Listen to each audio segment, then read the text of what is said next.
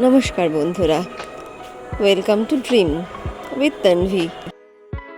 আগের দিনের ব্লগটা যদি সকলে দেখে থাকেন তাহলে জেনে থাকবেন আগের দিন আমরা আমাদের মুম্বাই ট্রিপের হাজি আলি ঘোরা কমপ্লিট করেছি। আজকে আমরা এসেছি সিদ্ধিবিনায়ক দর্শন করতে। আর সিদ্ধিবিনায়ক হলো এমনই একটা জায়গা যেখানে আসলে সত্যি মনটা ঈশ্বরের প্রতি ভক্তি, শ্রদ্ধা, নিষ্ঠায় হয়তো ভরে যায়, যেখানে শুধু পবিত্রতায় বিরাজ করে। অনেকেই হয়তো জেনে থাকবেন, আর যারা জানেন না তাদের উদ্দেশ্যেই বলছি, সিদ্ধিবিনায়ক মন্দির হলো মুম্বাইয়ের একটি অন্যতম প্রসিদ্ধ জায়গা। যেই জায়গার প্রধান দেবতা হলেন সিদ্ধিদাতা গণেশ। খুব সুন্দরভাবেই আমরা খুব সহজেই দেব দর্শন করে ফেলেছি। এবার আগের বার যখন এসেছিলাম তখন কিন্তু এখানে অনেক ভিড় ছিল এবং অনেকক্ষণ ধরে লাইনে দাঁড়ানোর পরে কিন্তু আমরা দেব দর্শনের অনুমতি পেয়েছিলাম।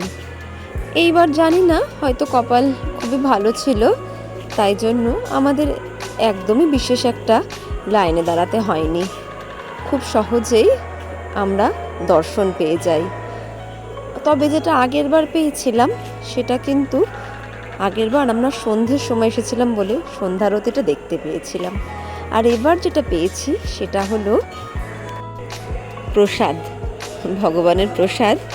তবে সেটা যখন বিনামূল্যে পাওয়া যায় সেটা স্বাদ মনে হয় আরও অনেকটা বেশি হয়ে যায়। এই প্রসাদগুলো খুব সহজেই আমরা পেয়ে থাকি টাকার বিনিময়ে, কিন্তু এবার এর সাথে কিন্তু এই গাজরাটিও আমি পেয়েছি একদমই বিনামূল্যে।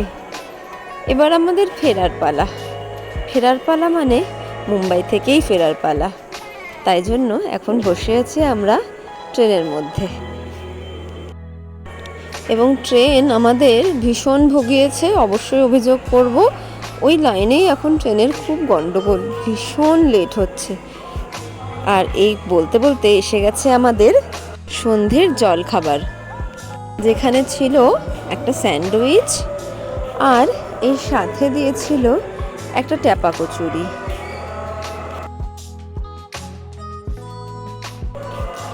আরও কিছু ছিল, কিন্তু এর সাথে ছিল এক প্যাকেট ভর্তি চিড়ে ভাজা,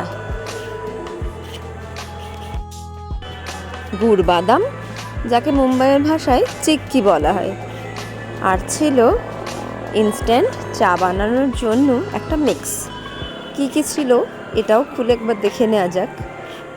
এতে ছিল একটা দুধের প্যাকেট, গুঁড়ো দুধের প্যাকেট অবশ্যই, টি ব্যাগ এবং একটা চিনির স্যাশেও ছিল, যাতে করে চা বানিয়ে নেওয়া যায়।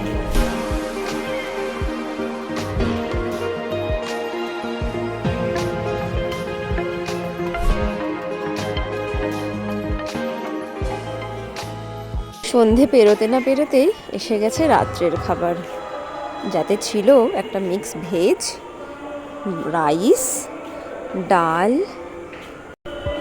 চিকেন আর রুটিও দিয়েছিল এর সাথে, আর ছিল শনপাপড়ি। ট্রেনে বসে যদি আপনি সাইড লোয়ার বার্থটা পান তাহলে এই বাইরের প্রকৃতি দেখতে দেখতে কী করে যে সময়টা কেটে যায় নিশ্চয়ই বোঝাই যায় না। জানি না, আমার তো এমনই হয়, আপনাদেরও কি এরকমই হয়? তাহলে অবশ্যই জানাবেন। আর পাশে এত সুন্দর বাইরে কাশফুল ফুটেছিল যে সেগুলোই দেখতে দেখতে আমরা প্রায় পৌঁছেই গেলাম আমাদের বাড়ি ফেরা স্টেশনে।